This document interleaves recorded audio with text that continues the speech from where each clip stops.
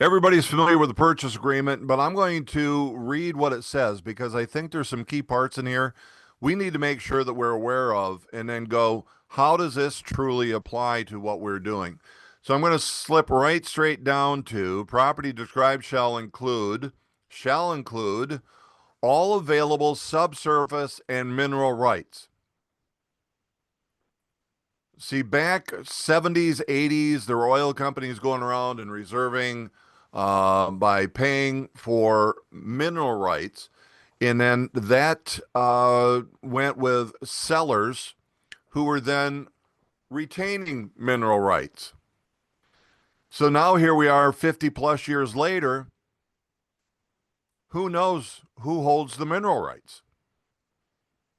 So our purchase agreement is written in such a way that if they're available, so again, all available subsurface and mineral rights, all fixtures, improvements, and appurtenances now in or on the property, all built-in appliances, equipment, shelving, cabinets, lighting fixtures, ceiling fans, attached carpeting. Guys, here's one that can get missed. All window treatments. Our purchase agreement says curtain and drapery is included, along with the hardware. Attached mirrors, hardwired telephone system and instruments designed for the system. Television antenna. There's people who go, what's that? But they're still out there. Satellite dishes, if they're owned. Complete rotor equipment. That's the one where people really know, well, what does that mean? Well, antennas had a rotor to where you could turn it on the exterior of the building so it could pick up a bigger signal. Storm doors, storm windows, screens, awnings, garage door openers, and the transmitters. Water softeners and security systems if they're owned. We need to make sure. So you see one, you say you guys own that or you're renting, because that'll come out. You don't want to surprise people after closing. Mailboxes, fences, and this is new. If you weren't aware of this, in our last revision, we added invisible in-ground fencing and related equipment. If you got a buyer who's definitely interested because it's got that, dog collars would be related equipment. But we're going to talk more about that because here's where we're getting interesting. Fireplace inserts, doors, screens, gas logs, grates, gas attachments, and equipment. So hold on to that one. Attached humidifiers, all the landscaping. Yep, anybody says, I want to take that rose bush, needs to be clarified. Heating and cooking fuel in tanks, central vacuum, and attachments. And, of course, that's where we write any other personal property, is in all of those additional lines. So let me first, I want to show you something. The more you work toward the, we'll call it northwest, the Flint area, the more you will see these. Personal property forms, personal property sheets, personal property addendum. There's a lot of different things that these things get called. This is actually from an office in the Rochester area, K-Dub. A personal property addendum. What I'm going to tell you is don't use them. Do not turn it in with an offer.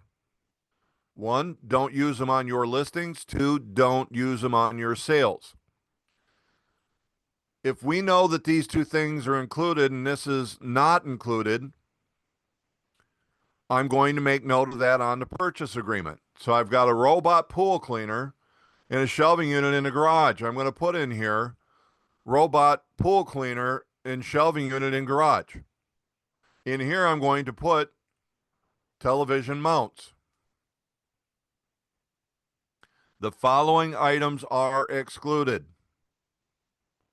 Now, I no longer need this.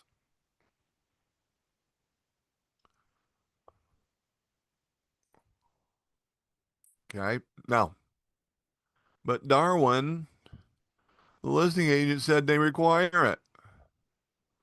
I'm sorry, I put it on the purchase agreement. You don't need it. But my broker says I need it. No, you don't. It's on the purchase agreement. I don't need to put it on the purchase agreement and then add an addendum that says it's also still included. You're going to run into agents who don't know what they don't know. And they're only going to tell you what their broker said, and their broker doesn't know. Yes, I'll be bold enough to say that because I've run into it so doggone much. I'm going to give you a little bit of the history, and then we're going to move on to the next part. Why do brokers do personal property sheets? Because they don't want to necessarily turn certain things into the mortgage and title company. This can be hidden.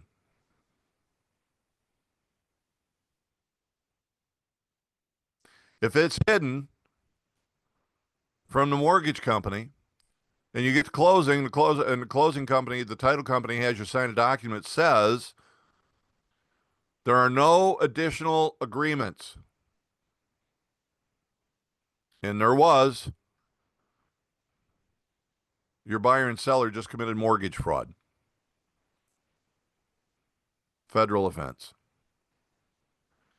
Don't use these.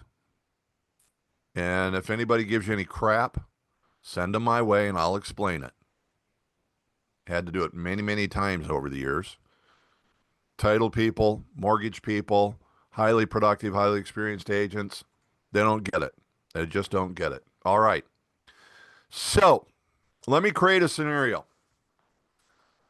Real property. What is it? Anybody got a description for me in simple terms? Hi, Colleen.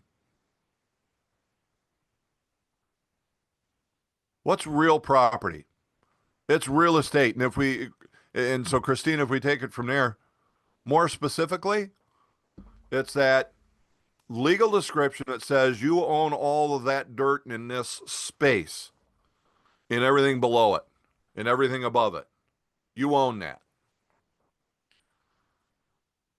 So is a house on dirt real estate or real property? Is it real property or is it personal property, I should say?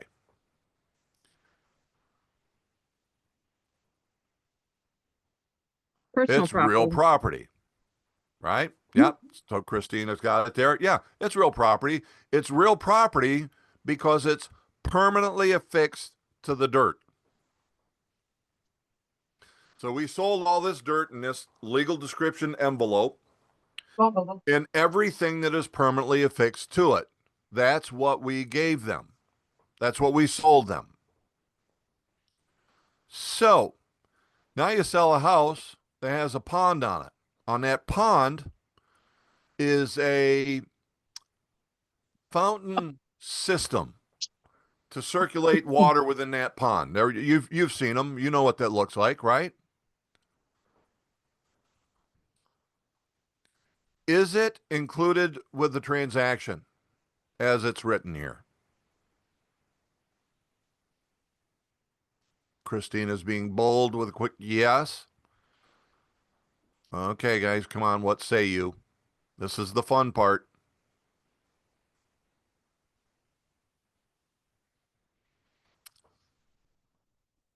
Yes. I got another yes out of Andre.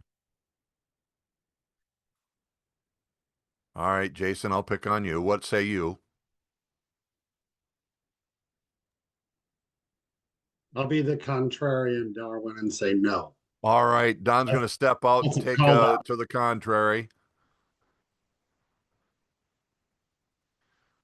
Jason, you're speaking, but I'm not reading lips. So, uh, Kevin saying, yup. So, we're going to have an answer of yes or no based upon what we envision that pump and system looks like. So, the answer is Maybe, because the question is, and I think Christina, you put it in there, it's permanently affixed, it became real estate, which would be true. But how do you know whether or not that pump system is permanently affixed? Hmm. You got to go look at it. You better go look at it. And here's what I'm going to tell you on this one. Write this one down. When in doubt, spell it out. When in doubt, spell it out. Put it in writing. Okay? Because let me throw this one at you. A dishwasher, is it permanently affixed? Maybe. Kevin, you learn quickly. Um, yeah, because guys, some actually simply plug into the wall. And then there's two screws that hold it in place up at the top under the cabinet. And outside of that, the only other thing that's going to make it permanently affixed is that drain hose. And yet the drain hose is not much more than a little plug it on, and you might put a security clamp on there to make sure it stays in place. Now, if it was one that it had hardwired and you had to put the clamps or the fasteners, wire connectors, you might consider that for sure. But who's pulling out the dishwasher to find out if it's connected that way? It's the reason we put it in.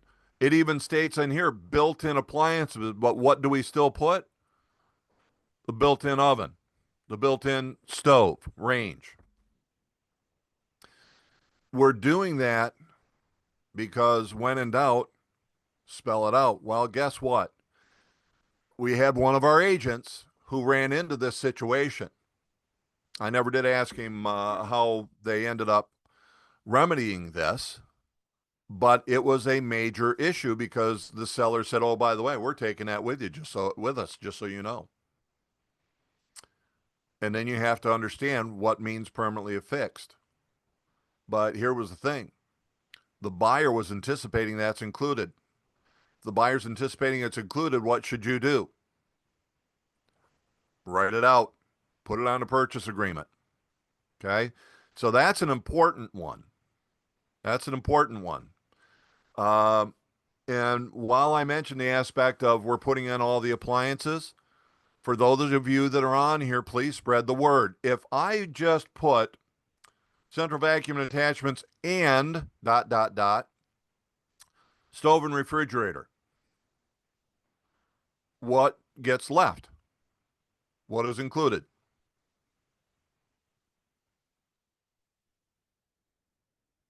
A stove and a refrigerator. Yeah. Right? Did you specify what ones? If you just put and stove and refrigerator.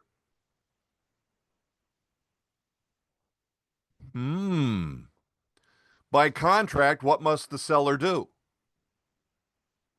Provide a stove and refrigerator. Now, it's unwritten, but I'll tell you that most courts would go, well, you didn't have to leave the ones with there, but the expectation would be is that you would leave one of equal value like type. But the ones that were there wouldn't need to be included, would they? Because all you said was all these things are included along with a stove and a refrigerator. My suggestion, start and the existing stove and refrigerator. Wow, that brings up another one that just popped into my head. Can I put existing appliances and leave it at that?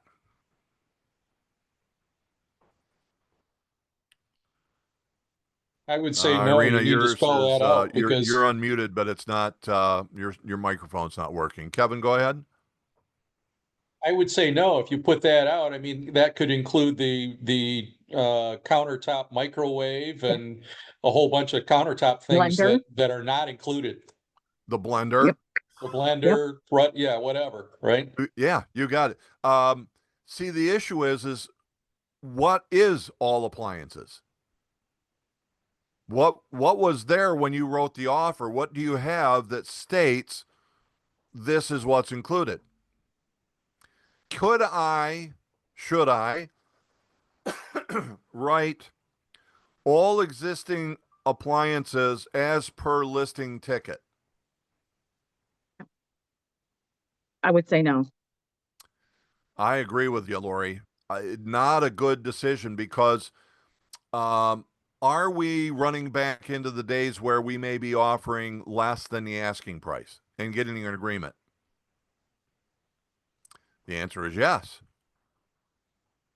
Well, the listing price was 300,000 and you accepted 290. Does it matter what the appliances were? Unless if you made the listing ticket an addendum to the purchase agreement, you're I just believe that. asking for trouble. Write it out. Don't get lazy. That's the big key on that one. All right. Darwin, So picture this. We've got one. We've got a house. We're going to write the offer. It's on a property that backs up to or is on a creek or river. And there is a sprinkler pump, I'll call it / system, where they run a hose from the pump. Now, the pump is attached to the underground. Then there's a hose from the pump with a screen at the other end of it that's dropped into the river or creek, and that's where they're getting all their water from the for the underground sprinkling. Is that pump included? If it's affixed to the main sewer system, I would think yes. So not remember, this is the underground sprinkling. You used the wrong term, I think, Lori. Okay. But Okay, to the yeah, I think you're sprinkling right. system. So the sprinkling system, we'd all agree that's in the ground. That's there, all the heads, everything, all the way up to the pump. The pump is screwed to all of the stuff to feed it out to the sprinkler heads. And the whole hose dropped out into the river or creek. Is it permanently affixed? My book would is say yes. yes. Should I write it out? Yes. Yes. People will take those because they don't know what we as real estate agents know. We need to make sure that we're covering the backside of our buyers. And if a seller is planning to take that, we should be making clarification on any purchase agreement so that we don't run into issues after closing. So there's all of these little things that we want to take care of and address up front so that we don't have any issues. Okay. Any questions about that one? no, but I have a scenario for you. Okay. A house that has solar panels, solar panels on top of the roof, or even in the backyard on one of those stands that they're making payments on to the company that installed them, and there's a lien on the house as well for them.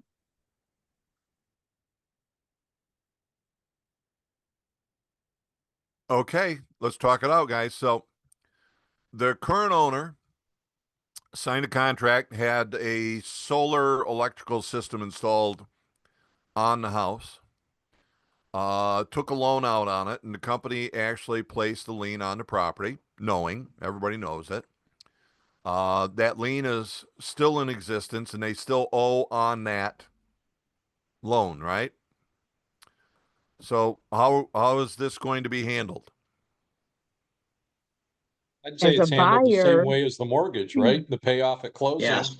Yeah. Mhm. And it's a lien against the house, just like a mortgage lien. Yep. Yep.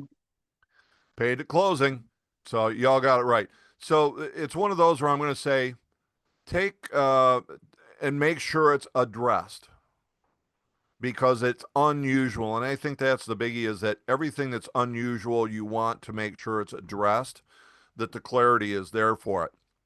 If a buyer, I do this, showing a home and somebody goes on the curtains, like they're, well, here, I'll just say it. I always use the term, man, these curtains, they're dead sexy, right? And they go, ooh. And they say, I want to buy this house. Even though the purchase agreement already addresses it, all window treatments, guess what I'm going to do? I'm going to reiterate it right here because that buyer went, oh, I don't want to have troubles afterward. I would put all window treatments are to be included, especially the ones, I wouldn't say especially, but all window treatments are to be included. I don't want to run into problems later on. Make sense? Okay. Good one, Jason. That's a good one. Hey, Darwin. Yeah, James, go ahead. Hey, I have a question. So lenders don't like to, they're not loaning on the personal property. So they don't like to see it having any value, right? Right. And a lot of those addendums, even the one that we have or I've used in the past from ours, has that it has, no value, blah, blah, blah, so that the lender doesn't flag that as, hey, we're not lending on value on that. So without using an addendum, like I always thought anything beyond the main 6 appliances, that you need to use something that clarifies it doesn't have value. How do you address that without using an addendum? I mean, you could put stuff, and I have done that before, where it says it has no value. Yeah. You know where I'm going with that. So Yeah, just I could you sure do, comment on that? James. So guys, here's typically where you're going to run into it. It's rural or waterfront. And you'll have unusual property. So let's break them into two separate things. So we're going to have unusual property. Here are the 3 most common unusual property that will be included with a sale. Anybody know? Igloo. An igloo? Did you say an igloo?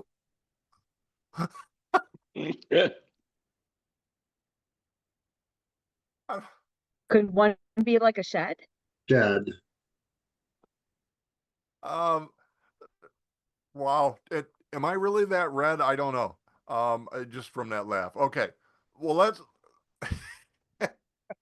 Okay. Not an igloo. It's not common.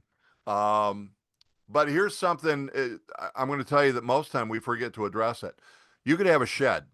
Guys, if it's not sitting on a foundation, you should be writing that on the purchase agreement. I've got a barn that is I think I made it 10 by 12. It sits on blocks. I could take that with me. It's personal property. So if it's not setting on concrete, that's personal property. Just one to think of. So it wasn't quite what I was thinking, but if you see it and you know the buyer wants it, we really should be putting that on there. When you say, Darwin, when you say setting on concrete, are you talking about fastened to the concrete with like lag bolts in the concrete coming up through the? Yeah, when in doubt, write it out. But yes, Okay. yep. So here I'll give you igloo. Why, Jason, an igloo? Here's the common ones: pool tables, gun safes, pianos. Banks will have no issue, and we have in the clause library a simple clause that says Seller is leaving the pool table at seller's convenience and holds no monetary value. Mortgage companies have no issue with that. Okay? Write it right on the purchase agreement. Highly likely it's like appliances. Appliances are personal property, but they know it's an acceptable thing. Okay? Now,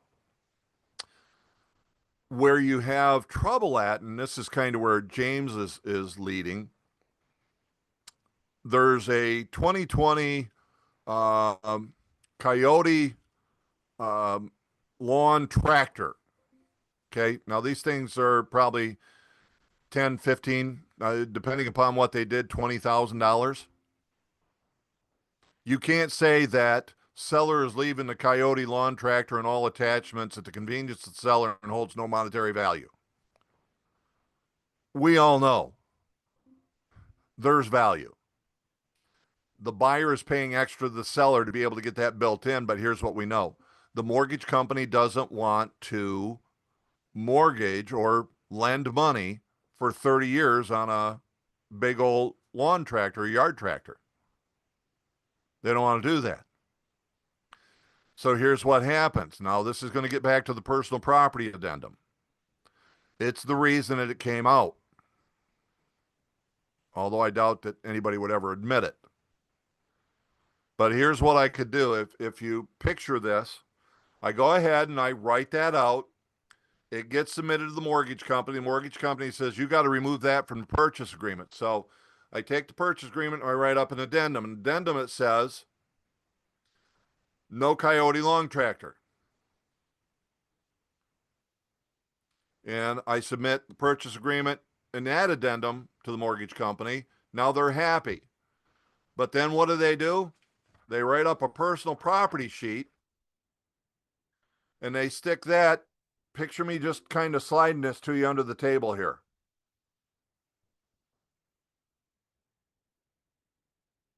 You have a side agreement.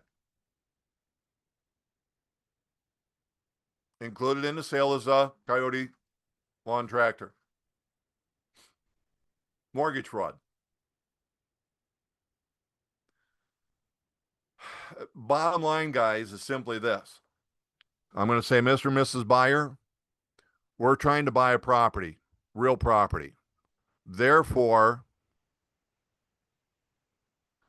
I'm not going to try to negotiate that yard tractor into this because the mortgage company won't allow it. Now, I'm going to talk to the mortgage person first.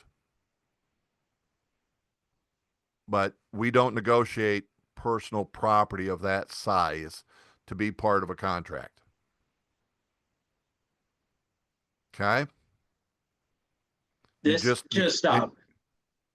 that again.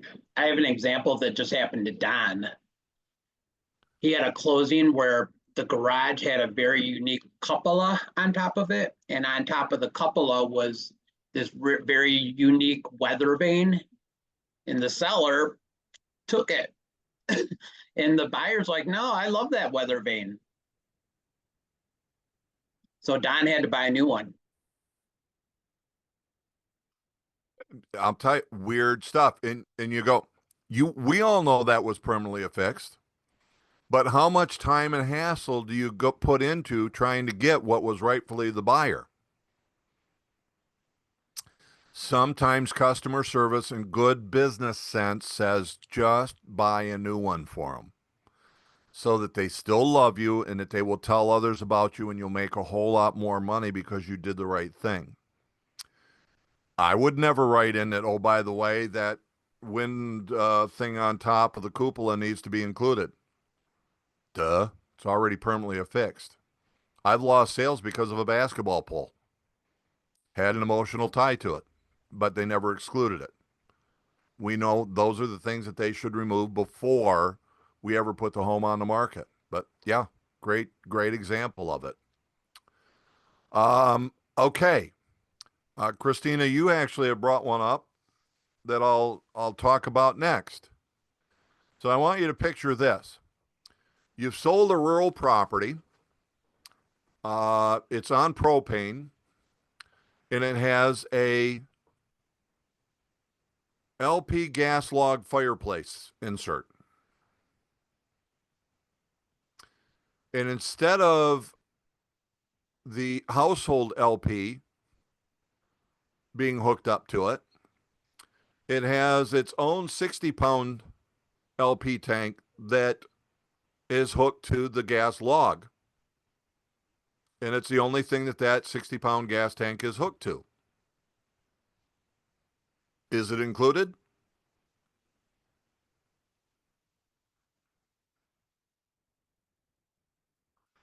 Well, we go back and we start looking. We go fireplace inserts, door screens, gas logs, grates, gas attachments, and equipment.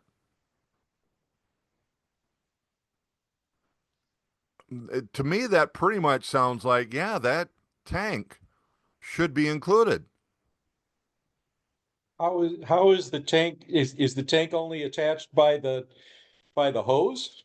Or is it permanently attached someplace else to a stand or a fixture of some sort on there? LP tank sitting on a concrete slab, supported to the house, attached by the line going to the gas log. And that's the only reason it's allowed to work is because it's attached to that. Yep. The only reason that the gas log fireplace will work is because it's got that tank. Christina's got what I believe is the first question, which is it owned or is it rented? Now, if you are a travel trailer person or motorhome, you know, we have LP tanks and you got 20s and 30s. And then you go to the tall one that's the same size. That's probably a 50 or a 60-pound tank. Most likely, the seller owns it. Should it be included? Should it be left behind with the sale? My book would be yes. And one with a simple aspect of you own it, it's affixed to the property. That plumbing line affixed it to the property.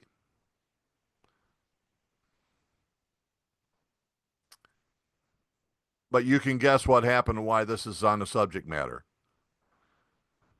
By the way, not only did they take the pond pump, which they addressed, but then on top of it, they ended up taking this tank. So I'm talking with the agent about this. The tank is $250. Send them a letter, see whether or not they'll bring it back. And if not, go buy a gas tank or an LP tank. Fill it up. Say, hi, this is my gift to you. Stupid seller.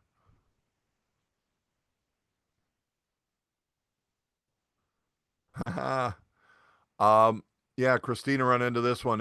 If you look in the chat, when we closed our house 25 plus years ago, we got to the closing table and the seller asked for a check for the remainder of the propane remaining in the tank.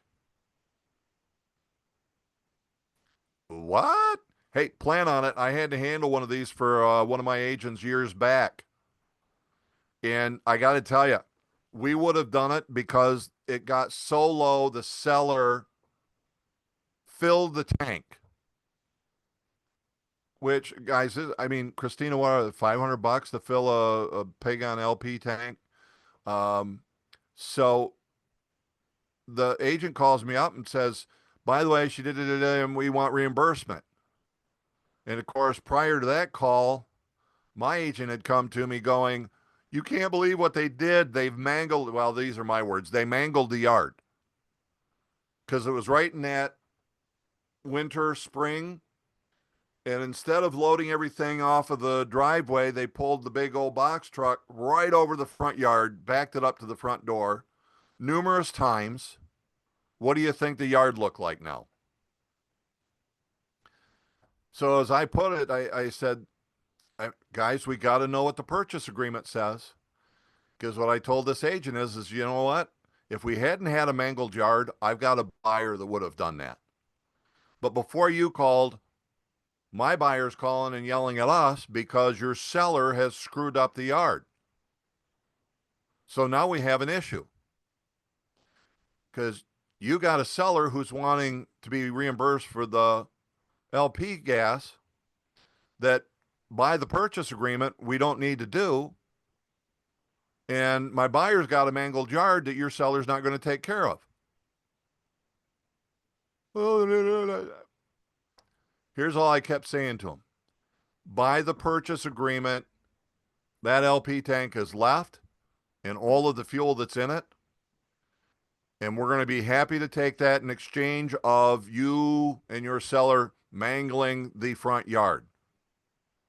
And I can't tell you, that was a 10-minute conversation, me repeating that. And me going, I'm sorry, I represent the buyer. This is the circumstance. This is what it says. There's nothing you or I are going to do about it as an agent. And we walked away on it.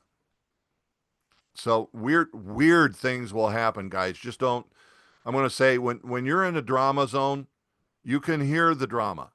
Don't be the drama. It doesn't matter. Now, that's in trying to get people to make decisions.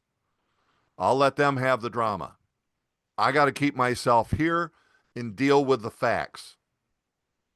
What's the purchase agreement say? And again, we're finding off of these situations, there's loads of interpretation on this. Well, we're 12:39 already. Yeah, we're gonna go with it. Let me turn ourselves to now the 72 48 hour. Who's used the 72 to 48 hour contingency removal clause for your purchaser? Who's done that? Okay. Not bad. Well, let's do this. Come on. Share back to this.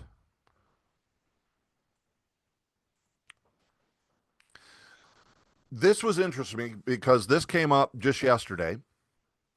One of the managers called me up, said, Darwin, 7248. I don't like these. We should not like these. Unless I'm representing the buyer and I still don't like them.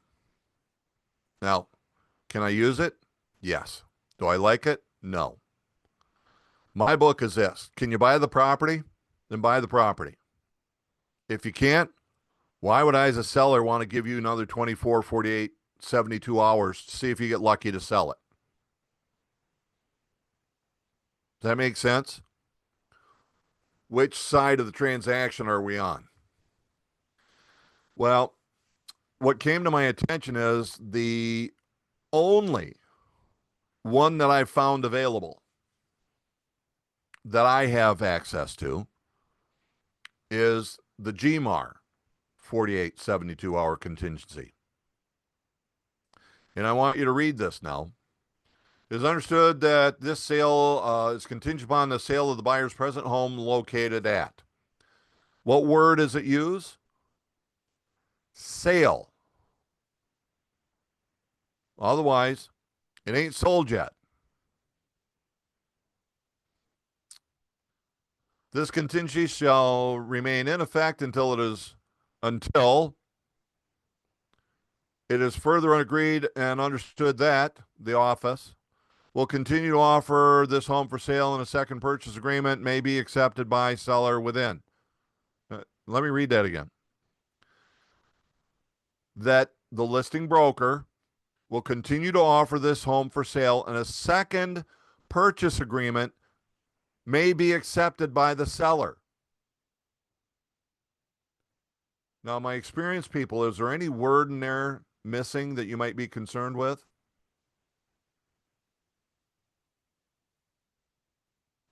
They could accept any offer and serve you with a notice, putting you on the clock to remove your contingency. It doesn't state not contingent upon the sale of a home. So virtually anybody could come along and they would be able to serve you notice. Well, here's the rest of it. Should a second purchase agreement be accepted by the seller agrees to give written notice either personally or through their agent by certified mail or personal service to the buyer herein or the selling office, whoever that would be, and shall allow the buyer to remove this contingency from said purchase agreement within 72 or 48 hours, not days.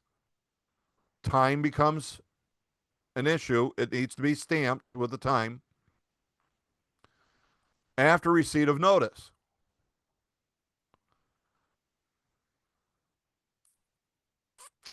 If said contingency is not removed from the purchase agreement in care of the broker within time stipulated, the first agreement shall be declared null and void. Second becomes automatically in effect.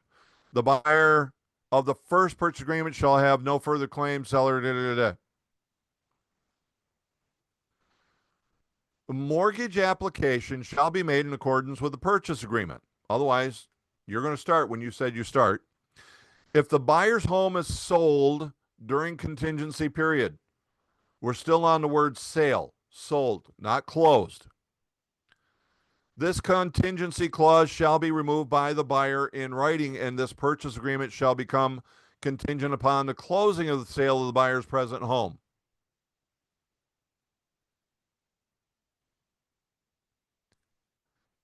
It doesn't say, it's not a well-written addendum, quite frankly.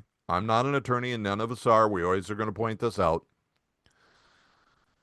But the buyer could remove their contingency and not have the house sold.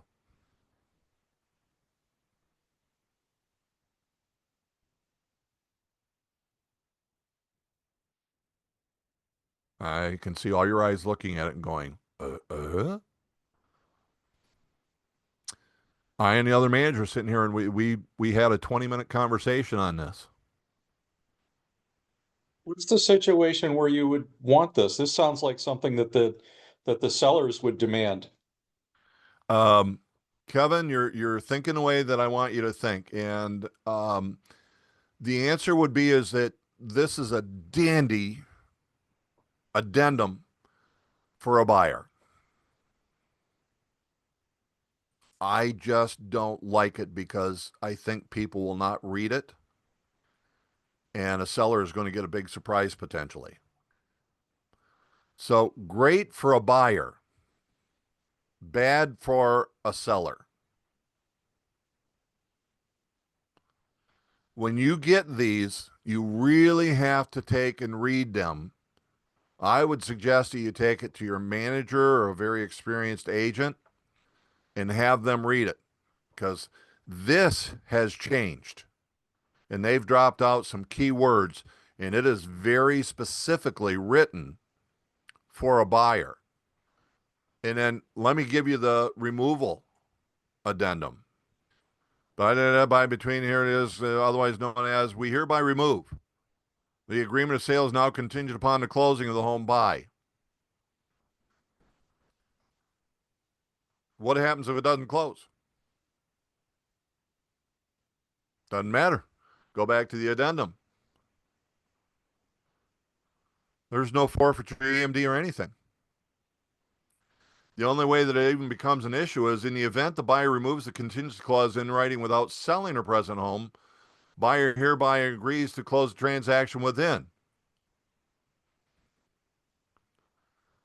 It's confusing, and I believe that this is going to be something that it's like, okay, no, this addendum says that I get to keep your addendum. You didn't close. You removed the contingency. You removed your contingency. You didn't have your house sold. Then you gave me that addendum and it didn't close. In the event it removes the contingency in writing without selling my present home. Well, I did have it sold. You see the issues? I had a sale. It didn't close within. Matter of fact, now it didn't even close. Do I owe you anything? Apparently not, because I had a sale that didn't close. The only reason that the seller's going to make any money is if the buyer can't produce a purchase agreement. I'm still not understanding, Darwin, why this is important to the buyer, even because we can write the contingency clause into the purchase agreement and just go with that, right? And say, hey, we've got an offer, we've got to close on such and such a days or whatever.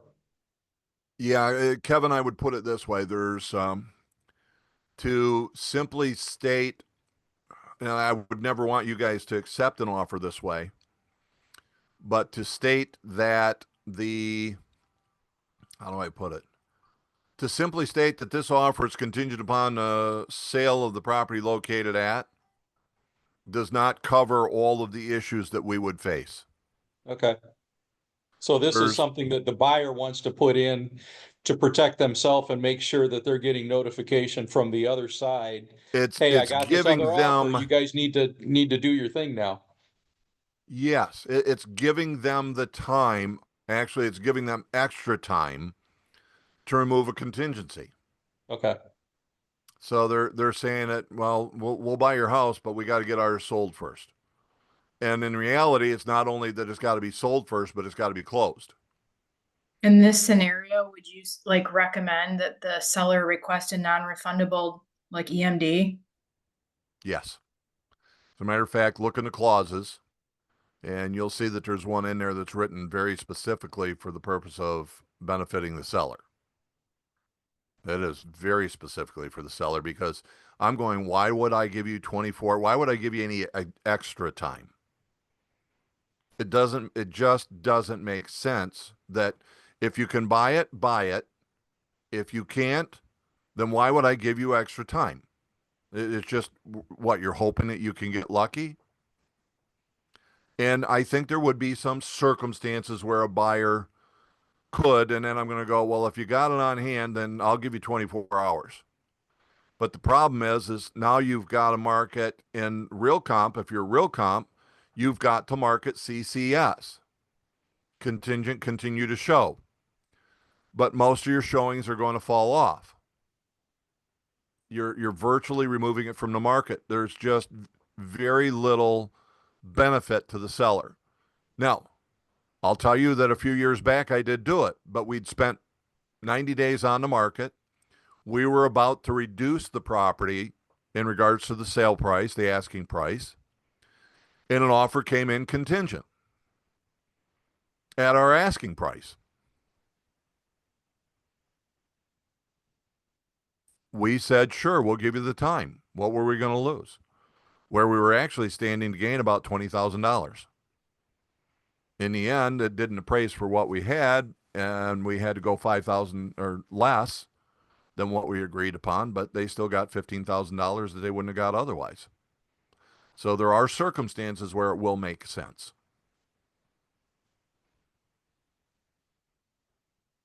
Any other questions?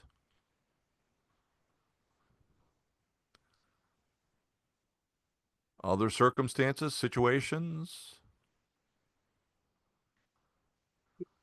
When you're doing addendums after the inspection, if it's strictly a financial adjustment, and then and the buyer is going to take on all of the repairs, but there's a concession of some sort, the worded properly, the mortgage companies don't seem to bother too much.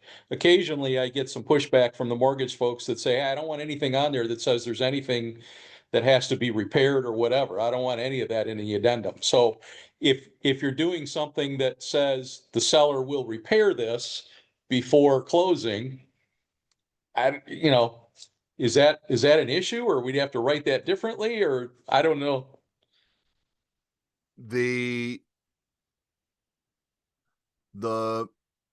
originator is asking you to do something that, well, here, they know what they're asking. They're just not telling you. I can't have that on there. That's all they're saying. But what they didn't add was, now you go do whatever you got to do. Right. But if you do anything else in writing, mortgage fraud.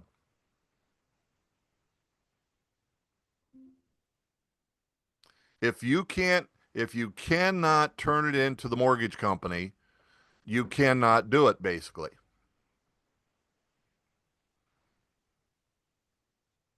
Interesting. That makes sense? So we could write the addendum and say this is contingent on these three things being fixed, and then remove the contingency, I guess. And say it's been repaired. Yes. But in that case, you want to put it, you would do something like this. Buyer's application for mortgage will be done upon completion of these repairs by seller. Okay. Because So then now you're when not they go waiting in, they're already done. You remove the contingency, turn So everything then you're into the not, mortgage company, and everything's normal. and then you're not waiting till close to see if it's been repaired or not. You got it. Yep.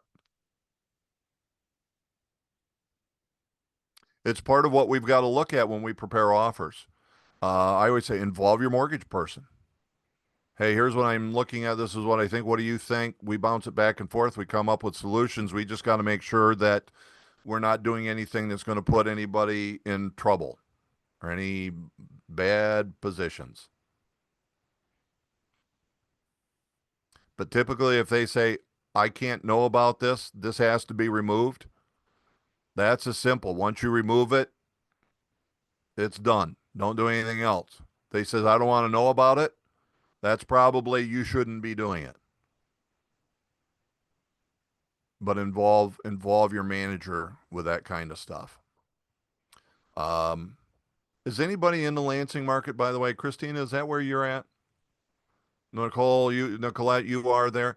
Do you guys have anything in the Lansing board that has a 2478, 42 hut? Could maybe you download one of those? I would just be curious to see how it's written and just send it to me. We have it in our purchase agreement as far as that as a contingency. It Ah. doesn't go specifically. So paragraph 3, this offer either is not contingent upon the sale or close of another property, is contingent upon the sale and close of, is contingent upon the close of. So there's 3 different boxes you can check. And then what I do is if one of those 2 boxes where it's contingent, I'll then counter with a very similar 72 to 48 I gotcha. thing. So I'll tell you, could you then do me that favor and maybe just download that and send it my direction? Because I would just be curious to see how that's written and maybe, hey, Jamie, I see you are on. I don't know how close you are to be listening. I know you know quite a lot about that, but it might be what T.W.I.R.E did in regards to their purchase agreement if they addressed it that same way. But yeah, the addendum that they put together is different from what it used to be. And so when we look at that, am I representing the seller or am I representing the buyer? That becomes the big key. Don't be afraid to get with your broker manager on that and get their thoughts and opinions. Anything out of the ordinary, talk with them. I think it's a very good idea. All right. Yeah, Jamie, that's cool. I appreciate that because somebody else told me that they had a great addendum, and we might have to just be able to create that one. All right. Well, guys, that's what I got for you. Anything else for the day? All right. Well, I'm hoping that I may be able to get set up for next week a little bit more discussion on AI. And I found that one of our managers got a lot of education on this at a recent convention and has started using this in many, many different ways within her business. So we're going to see if we can get her on and do a bit of an interview and find out exactly what she's doing with AI and how you guys can put that into your business.